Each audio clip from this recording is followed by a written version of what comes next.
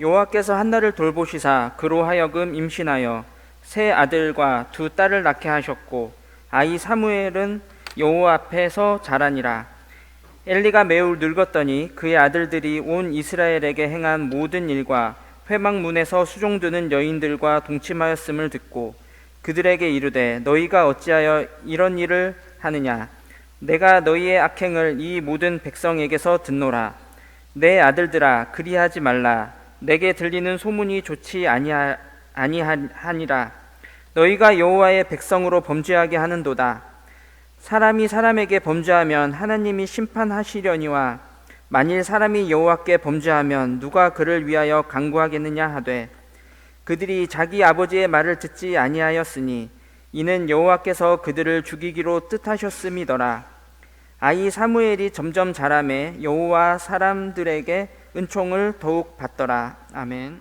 우리를 사랑하여 주시고 우리를 자녀 삼아 주신 하나님 아버지, 이 시간 우리가 하나님 은혜의 자리에 나와 하나님을 찬미하고 우리를 위하여 행하신 하나님의 놀라우신 일들을 기억하며 감사함으로 예배드리게 하여 주시니 감사를 드립니다. 찬양의 가사처럼 우리는 작고 연약하고 미련하나 하나님 우리를 자녀 삼아 주셨고, 또 하나님 우리가 어디로 가든지 동행하시며 우리가 어디에 서 있든지 하나님께 예배드리는 자로 세워주심을 감사를 드립니다. 저희가 하나님의 말씀을 깊이 묵상하고자 하오니 이 시간 성령님 오셔서 말씀 들을 때에 깨닫게 하시고 우리의 마음 신비에 깊이 새겨 주시옵시며 사람의 부족한 것은 가려주시고 오직 하나님의 진리의 말씀만 선포되어지고 기억되게 하여 주시옵시고 새겨지게 하여 주셔서 그 말씀으로 또 주어진 한 주를 또 이후에 이어질 모든 삶들을 살아갈 수 있는 저희들 되게 하여 주시옵소서. 감사드리며 예수님 이름으로 기도드리옵나이다. 아멘. 어제 보니까 길이 굉장히 많이 막히더라고요. 연휴라고 다들 어디 놀러 가시는데 주일날 이 예배 자리에 나오신 우리 성도님들 하나님께서 보시기에 얼마나 귀하게 여기시고 얼마나 아름답게 여기실지 모릅니다. 왜요? 아니에요? 혹시 갈 데가 없어서 오신 거였어요? 아니죠? 세상에 부르는 곳도 많고 가고 싶은 곳도 많은데 우리는 이 은혜의 자리 더 사모하여서 나와서 모인 줄 믿습니다. 저는 생각보다 많이 나오셔서 많이 긴장이 됩니다. 오늘 우리는 사무엘상 2장 말씀을 통해서 두 가정을 살펴보고자 합니다. 그런데 믿는 가정과 믿지 않는 가정에 대한 이야기가 아니라 공교롭게도 두 가정 다 하나님을 믿는 가정으로 성경에 나오네요. 그런데 둘 다 하나님을 믿는 가정이었지만 그들의 믿음과 태도가 서로 달랐습니다. 그래서 그 결과로서 자녀들의 삶과 태도가 많이 다른 양상으로 나타나게 되어 있습니다. 먼저는 다 자란 엘리의 아들들부터 좀 살펴보도록 하겠습니다. 오늘 본문 사무엘상 2장의 12절 말씀 같이 한번 읽어보겠습니다.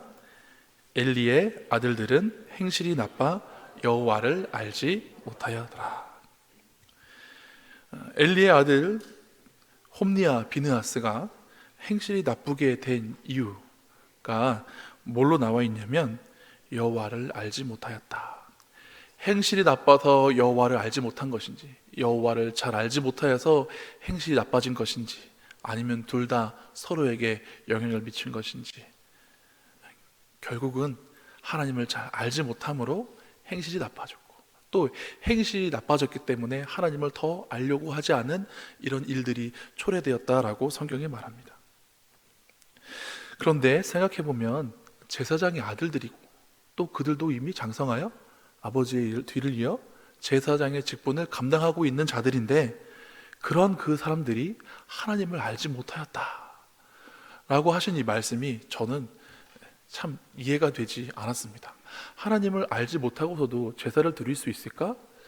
하나님을 알지 못하고도 제사장의 직분을 감당할 수 있을까? 과연 그의 아버지가 제사장이었는데 그 아들들에게 하나님에 대해서 가르쳐주지 않았을까? 생각해 보았습니다. 제사하는 규례와 절차는 매우 어렵습니다. 여러분들이 레위기를 읽어보면 글자는 읽혀지긴 하는데 도무지 이게 무슨 뜻인지 머리로 상상이 되어지지도 않고 그냥 흰 것은 종이고 검은 것은 글씨니까 읽어 나가실 때가 많이 있으리라고 생각이 됩니다. 사실 그렇습니다. 레위기에 5가지 제사가 나옵니다. 번제와 소제, 속죄제와 속건제, 화목제 이런 제사에 대한 규례가 나오는데 저도 읽기는 읽는데 이게 어떤 말씀이지? 도대체 어떻게 각을 뜬다는 얘기지? 어떻게 기름을 태우고 어떻게 피를 뿌린다는 얘기지? 읽기는 읽는데 상상이 잘 되지 않습니다. 연상이 되지 않습니다. 그러니 우리가 이렇게 많이 읽어도 알기 어려운 것을 엘리의 2 아들들은 이미 익숙하게 제사의 규례대로 제사를 드리는 제사장이 되었으니 집에서 교육을 아예 안 한 것은 아니었을 것입니다. 엘리가 2 아들들에게 하나님에 대해서 가르쳐주지 않았을 리가 없다라는 말입니다. 이 제사장의 직분이 얼마나 귀하고 엄격한지 레위기에 보면 알 수 있습니다. 레위기에 보면 아론이 대제사장으로 취임하고 그의 아들들이 함께 제사장이 됩니다. 그런데 그 아들들 중에 나답과 아비후가 향로를 가져다가 하나님께 향불을 드리는데 다른 불로 드렸습니다. 그 결과가 어떻게 된 줄 아십니까? 얘야, 그 불 아니야, 다른 걸로 바꿔, 이게 아니라 2 아들이 죽었습니다. 그만큼 하나님 앞에 제사를 드리고 또 하나님 앞에 예배를 드리는 것은 굉장히 이때 당시에는 엄격한 일이었습니다. 사사로이 쉽게 생각할 일이 아니었다는 것입니다. 그러니 대대에 이 일이 본이 되어서 제사장 직분을 뒤이어서 하려고 하면 분명히 그 아버지가 아들들에게 얘들아, 옛날에 아론의 때에 나답과 아비후가 이렇게 하나님 앞에 범죄함으로 죽게 되었으니 우리가 하나님 앞에 제사를 드릴 때는 이렇게 드려야겠다 하고 가르침을 받았을 것입니다. 즉 엘리의 2 아들들은 지식적으로 하나님을 알지 못하였다라기보다는 그들의 마음이 하나님을 경외하는 것을 잊어버리고 하나님을 업신여겨서 하나님을 인격적으로 알지 못하게 되었다라는 그런 의미로 해석하는 것이 옳다라고 생각이 됩니다. 많은 사람들이 지식적으로는 하나님을 압니다. 많은 사람들이 지식적으로는 하나님이 어떻게 하면 기뻐하실지를 압니다. 그러나 많은 사람들이 삶으로 하나님을 기쁘시게 하는 삶을 온전히 살아들이지는 못하고 있습니다. 이 말씀을 듣는 여러분들은 어떻습니까? 이 말씀을 전하는 저는 어떨까요? 저는 과연 제 삶으로 하나님을 온전하게 기쁘시게 해드려서 이런 말씀을 여러분들한테 겁도하시 하는 걸까요? 그렇지 않습니다. 실제로 우리의 삶을 온전하게 하나님께 드리는 것 매우 어렵습니다. 그래서 저는 가끔 예배 드릴 때에 이렇게 기도합니다. 하나님, 저는 이 예배 전체가 아니라 이 예배의 순간 아주 짧은 시간만이라도 하나님 앞에 진실한 마음으로 예배 드릴 수 있는 그런 목회자가 되었으면 좋겠습니다. 제발 그렇게 해주세요. 예배 드리는 이 1시간조차도 우리는 수많은 생각과 유혹과 잡념에 우리의 마음과 생각을 뺏길 때가 있습니다. 그러니 머리로 하나님이 어떻게 하실지를 좋아하시는 것, 어떻게 하면 좋아하실지를 아는 것과 우리가 실질적으로 하나님을 인격적으로 영접하여서 하나님을 알아가는 것, 그리고 그러한 삶을 사는 것은 별개라는 것입니다. 즉 엘리의 2 아들들은 머리로는 하나님을 알았지만 영적으로 알지 못하였고 인격적으로 알지 못하였습니다. 그래서 욥기 42장 5절에 욥이 나중에 하나님을 배웠고 하는 말이 이렇습니다. 내가 죽게 되하여 귀로 듣기만 하였었다니 이제는 눈으로 주를 배웠나이다. 누군가에게서 전해들은 그 복음, 누군가에게서 전해들은 그 하나님이 아니라 내가 만나야 한다는 것입니다. 내 아버지가 잘 믿어서 그 아들이 자동으로 믿어지는 것이 아니라 내 아버지가 만났으면 나도 만나도록 애써야 되고 내가 만나야 그 믿음이 내 것이 된다는 것입니다. 이것이 신앙 전수의 어려움입니다. 다른 것들은 전수해지기 쉽습니다.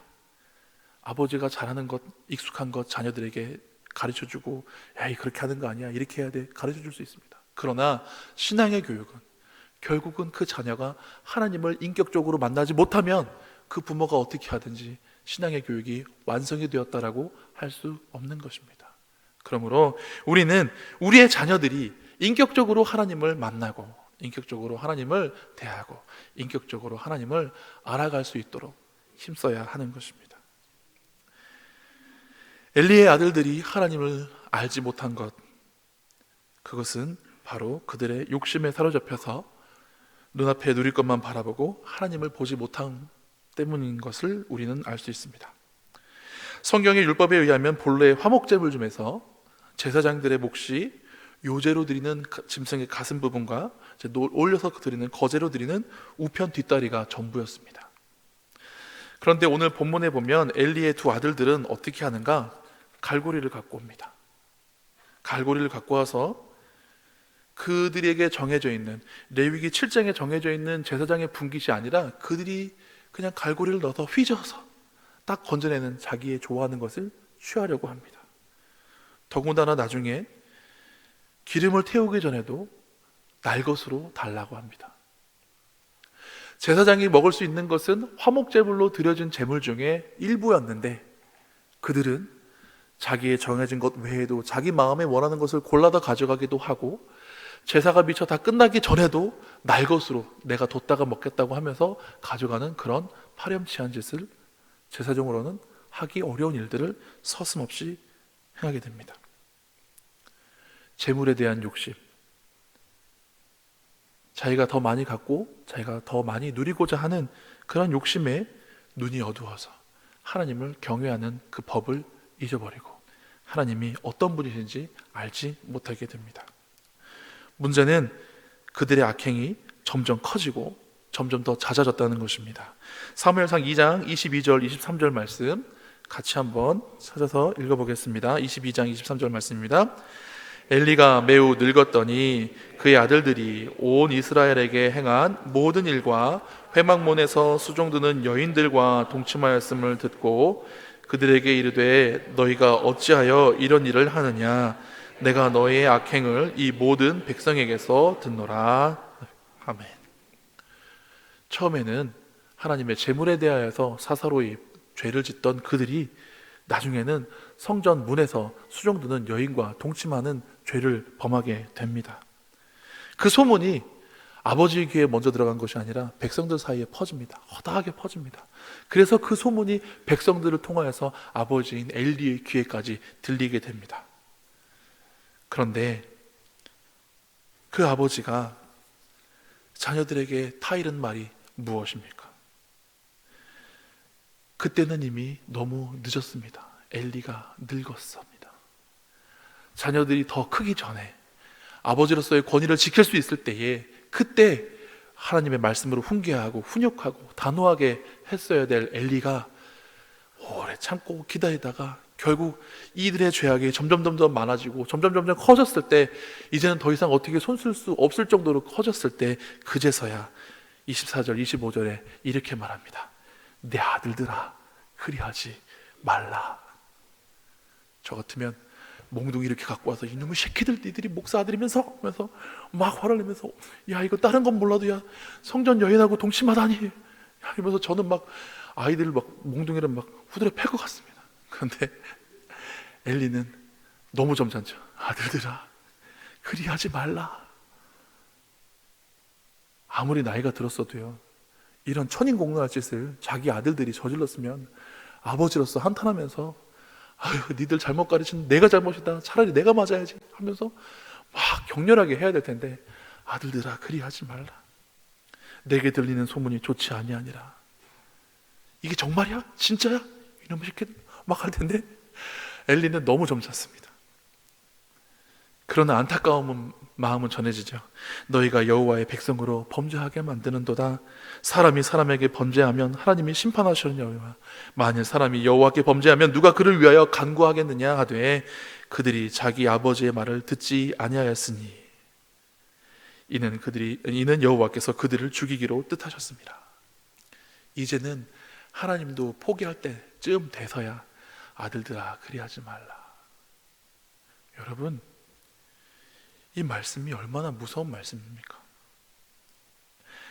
어려서부터 바른 길로 훈계하고 조금만 잘못해도 그러면 안 된다라고 지도해야 될 엘리가 제사장이 어쩌면 백성들에게는 그렇게 하라고 가르쳤을 그가 자기 자녀들에 대해서는 귀를 닫고 입을 닫고 있다가 나중에 큰 죄가 되어서야 후회하고 한탄하며 아들들아 그리하지 말라라고 합니다. 야고보서 1장 15절에 이 말씀이 있습니다. 욕심이 잉태한 즉 죄를 낳고 죄가 장성한 즉 사망을 낳느니라. 죄가 당장의 사망이 되는 것은 아니지만 죄를 키우면 죽게 되어 있습니다. 여러분, 암세포가 1기, 2기 때는 초기에 발견하면 치료하고 낫기 쉽습니다. 그러나 그걸 키웠다가 나중에 가서 고쳐주세요 하면 고치기 쉽겠습니까? 육체의 질병도 이러할진데 영적인 죄도 더 심하면 심하지 약하진 않을 것입니다. 우리가 두려워해야 될 것은 육체의 병이 나를 삼키는 것보다 영혼의 죄가 나를 사망으로 인도하는 것을 더욱 경계하고 더욱 주의해야 한다라는 말씀입니다. 그러니 당장의 훈계를 아껴서 아이들과 잘 지내는 것보다는 이 자녀들이 훈계를 통하여서 하나님 말씀의 엄격함을 깨닫고 믿음의 바른 길을 걸어가게 하는 것이 자녀들을 위해서 더욱더 유익한 것임을 깨달으시기를 바랍니다. 죄에 대해서는 단호하실 수 있기를 바랍니다. 그것이 우리 자녀들을 위한 양약이 되는 것입니다. 좋은 약은 입에 씁니다. 저는 쓴 약은 잘 못 먹지만 제 입에 약을 넣어주시는 분들이 항상 그렇게 말씀하시면서 제 입에 약을 먹여주십니다. 약이 쓰니까, 좋은 약이니까 먹으라고. 우리가 자녀를 훈계할 때에는 마음이 편하지 않을 것입니다. 마음이 불편합니다. 어렵습니다. 그 말씀을, 훈계를 듣는 자녀들에게도 그렇고 그 말씀을 하는, 훈계를 하는 부모에게도 마찬가지입니다. 그러나 자녀들이 하나님 앞에 범죄할 때에 단호하게 하지 않으면 그것은 결국에 우리 가정을, 그리고 우리 자녀들을 망치는 일이 되기 때문입니다. 그러나 현실은 그렇지 못한 것 같아요. 시험 기간이 되면 의례적으로 예배에 나오지 않은 것처럼 여겨지곤 합니다. 실제로 시험 기간이 돼서 중고등부를 보면 아이들이 시험 보고서 그 다음 주에 나오겠다고 하는 일들이 많아요. 학업에 대해서는 부모님들 굉장히 엄격합니다. 야, 너 학원비가 얼만데? 열심히 해야지. 너 지난번보다 성적 떨어졌잖아. 그러면서 공부를 조금만 안 해도 학습지 했느니, 숙제를 했느니, 학교에서 공부를 어떻게 했느니, 막 나쁜 친구는 사귀지 말래느니, 막 이러면서 공부를 열심히 하라고 막 이렇게 엄격하게 막 단호하게 합니다. 그런데 자녀들 신앙생활 하는 거는 되게 관대합니다. 되게 관대합니다. 아파? 쉬었다가 다음 주에 다 나으면 가. 시험 잘 보고 가야지. 시험 잘 보는 것도 하나님 기뻐하시는 일이야 하고 합리화까지 시키면서 그렇게 흐릿하게 신앙교육을 합니다. 여러분, 믿음의 명문 가정을 이루기 위해서는 신앙에 대해서 엄격하게 가르쳐 주실 수 있기를 바랍니다. 이와 반대로 아이 사무엘을 보시기 바랍니다. 사무엘상 1장 24절에 보면 어린 사무엘이 젖을 떼기까지 어머니 한나가 기다렸다가 젖을 뗀 후에 하나님께 나아가서 제사를 드리며 전에 기도로 얻은 아들을 내가 하나님께 드립니다 하고 엘리에게 아이 사무엘을 드립니다. 맡깁니다. 사무엘상 1장 26절에서 28절 말씀, 성경 함정 앞에 보셔서 사무엘상 1장 26절에서 28절 말씀 같이 한번 읽어보겠습니다. 한나가 이르되 내 주여 당신의 사심으로 맹세하나이다. 나는 여기서 내 주 당신 곁에 서서 여호와께 기도하던 여자라. 이 아이를 위하여 내가 기도하였더니 내가 구하여 기도한 바를 여호와께서 내게 허락하신지라.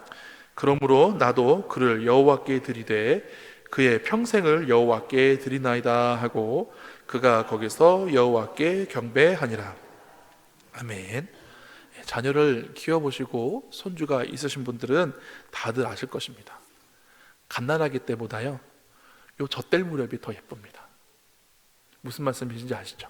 갓난아기가 안 예쁘다는 얘기가 아니에요. 그런데 젖될 무렵, 성경에서 젖될 무렵 하면은 우리나라에서는 옛날에 젖을 막 7살, 8살까지도 드신 분이 계셨다는 얘기를 듣긴 했는데 7살, 8살까지는 아니고 보통 우리가 생각하기를 어머니의 젖이 자연스럽게 끝나는 시기를 한번 생각해 보십시오. 마른 젖을 계속 먹는 거는 뭐 7살, 8살까지도 그냥 자녀들이 그렇게 할 수 있다고 하더라도 어머니가 자녀를 출산하고 젖이 마르기까지의 기간이 몇 년 정도 걸립니까?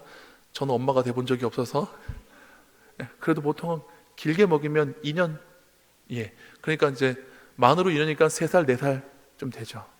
그때 아이들이 제일 예쁩니다. 그때 아이들 얼마나 예쁜지 모릅니다. 얼마나 사랑스러운지 모릅니다. 저는 유치원 전도사를 7년을 했어요. 아이들이 얼마나 예쁜지 몰라요. 특히 유아부에서 4살짜리 아이가 와서 예배를 드리는데요, 무릎을 딱 꿇고요, 두 손을 꼭 잡고요, 눈을 꼭 감고 기도해요. 눈 감고 기도하자 그러면 이렇게 감고 기도해야 되잖아요. 근데 이 아이가 순수한 마음에 눈을 절대로 뜨면 안 되는 것처럼 이렇게 하고서 기도하는데요, 제 마음이 막 무너집니다. 하나님 얼마나 좋아하실까, 하나님 저 모습 얼마나 기뻐하실까. 그렇게 4살짜리 아이를 보다가요, 초등학생 초등부를 갔습니다. 나중에 중등부 고등부를 갔습니다. 징그럽습니다. 징그러워요. 그냥 처음부터 소년부를 하거나 중고등부를 했으면 예뻐 보일 거예요. 지금 고등부 선생님들은 무슨 말 하는지 이해를 못 할 거예요. 우리 고등부 아이들이 왜 징그러워? 우리 고등부 아이들이 얼마나 예쁜데? 그거는 유치부를 안 해보셔도 그래요. 나중에 아기 학교를 하니까 더 예뻐요. 그런데 아이가 한참 예쁠 때 엄마가 얘를 떼야 돼요. 엄마 마음이 좋겠어요? 여러분, 아무리 하나님께 드린다고 해서 그때 떼서 드리면 드릴 수 있겠습니까? 그런데요, 한나는요, 이 아이는요, 제가 하나님한테 구하여서 얻은 아이예요. 제가 하나님께 구할 때 하나님이 이 아이를 주시면 제가 하나님께 드리겠다고 서원했어요. 이제 젖을 뗐습니다. 엘리 선생님 그때 기억하시죠? 이제 그 말씀대로 이 아이를 하나님께 드립니다. 이건요, 아브라함이 100세에 낳은 아들 이삭을요, 하나님께 바치는 것 같은 결단이 아니면 할 수 없는 일입니다. 여기 이 자리에 아들들을 군대에 보내신 어머니들 계시죠? 지금 병장 때가 되면 또 왔어? 이렇겠지만 이등병 때 아들을 보내놓고 엄마들 마음이 어떠시죠? 이 녀석 밥은 잘 먹나? 잠은 잘 자나? 훈련은 잘 받고 있나? 좋은 사람 만나서 고된 그런 거는 안 만나고 있나? 별의별 생각 다 드실 거예요.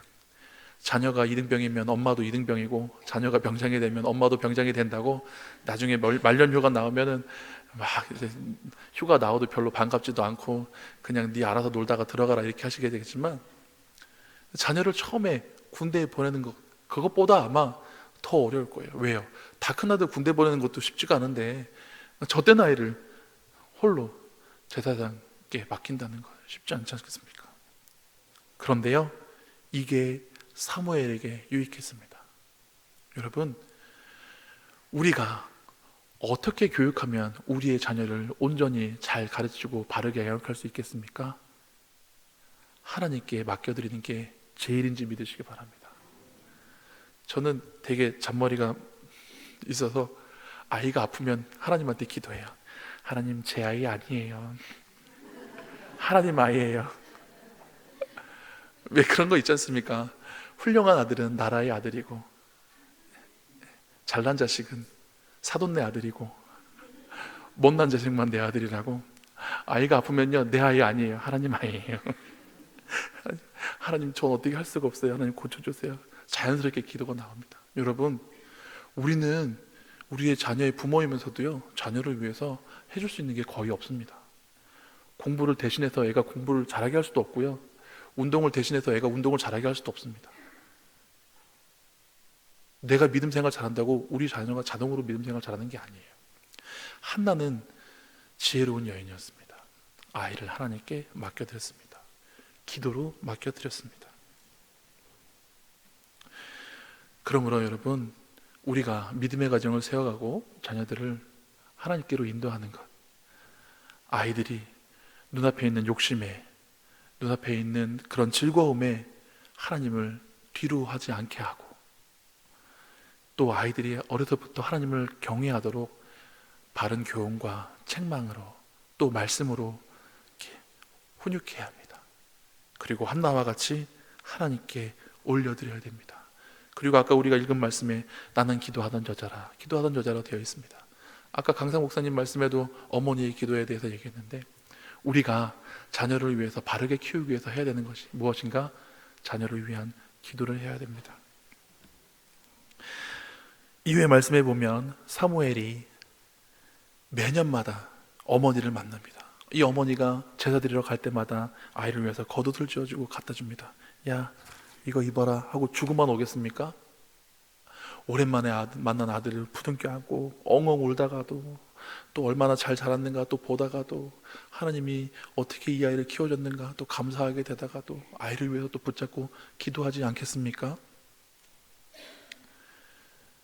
여러분, 기도하는 부모님들이 되시기를 바랍니다. 저도 이 찬양을 부를까 말까 막 고민하다가 오늘 강사 목사님이 찬양을 설교 시간에 2곡이나 부르길래 저도 한 곡은 불러도 되지 않을까라는 생각을 가지고 제가 좋아하는 찬양을 여러분들과 함께 나누고자 갖고 왔습니다. 나 어머니의 사랑과 한없는 은혜를 늘 안다고 장담해도 다 알지 못하리. 그 기도 소리 귓가에 늘 들려옵니다. 날 위해 기도하시던 어머님의 기도, 이 복된 날에 주 앞에 나 감사드리세. 가정을 통해 전국을 보게 하셨도다. 어머니의 기도는 믿음으로써 자녀들을 하나님께로 인도합니다. 어머니의 기도는 들리지 않아도 늘 자녀들의 마음속에 깊이 새겨집니다. 어머니의 기도라고 하니까 아빠들 서운해 하시는데요, 아버지들도 기도하시기 바랍니다. 제가 부모님의 기도로 가사를 바꿀 걸 그랬네요. 부모님의 기도하는 모습, 자녀들이 듣지 못하던 듣던 간에 분명히 마음속에 깊이 새겨질 것입니다. 그리고 그 기도가 하나님께 상달되어서 자녀를 바른 길로 인도하게 될 것입니다. 사무엘이 나중에 자라는 모습을 보면 사람들 앞에 칭찬받는다고 되어 있습니다. 아까 함께 읽은 2장 26절 말씀 같이 읽어보겠습니다. 아이 사무엘이 점점 자라매 여호와와 사람들에게 은총을 받더라. 아멘. 근데 여러분, 이 비슷한 표현이 어디에 나오는지 아십니까? 누가복음 2장에 보면 예수님이 지혜와 키가 자라가며 하나님과 사람에게 더욱 사랑스러워 가시더라 라는 말씀으로 나옵니다. 즉 사무엘이 장차 오실 예수님을 예표하는 그런 좋은 예로서, 하나님께 드려진 자로서, 하나님의 자녀로서 하나님과 사람들에게 더욱더 사랑스러워가는 사람이 되었다는 것을 예표하는 본보기가 되었다는 것입니다. 우리의 자녀들이 사무엘과 같이, 예수님과 같이 자라갈수록 사람들과 하나님에게 더욱더 사랑스러워가고 하나님의 은총을 받아들일 수 있기를 간절히 바랍니다. 우리의 가정은 믿음의 반석 위에 든든히 세워진 가정 되기를 바랍니다. 대대손손이 우리 자녀들에게 좋은 유산을 물려주기 위해서 노력하실 때 가장 좋은 유산은 믿음의 유산임을 깨달으시고 믿음으로써 자녀들을 잘 양육하여서 하나님께 온전히 드릴 수 있는 믿음의 가정들을 세워가시기를 간절히 바랍니다. 기도하시겠습니다. 하나님, 오늘 말씀을 통하여서 엘리와 그 아들들 한나와 사무엘의 이야기를 나눴습니다.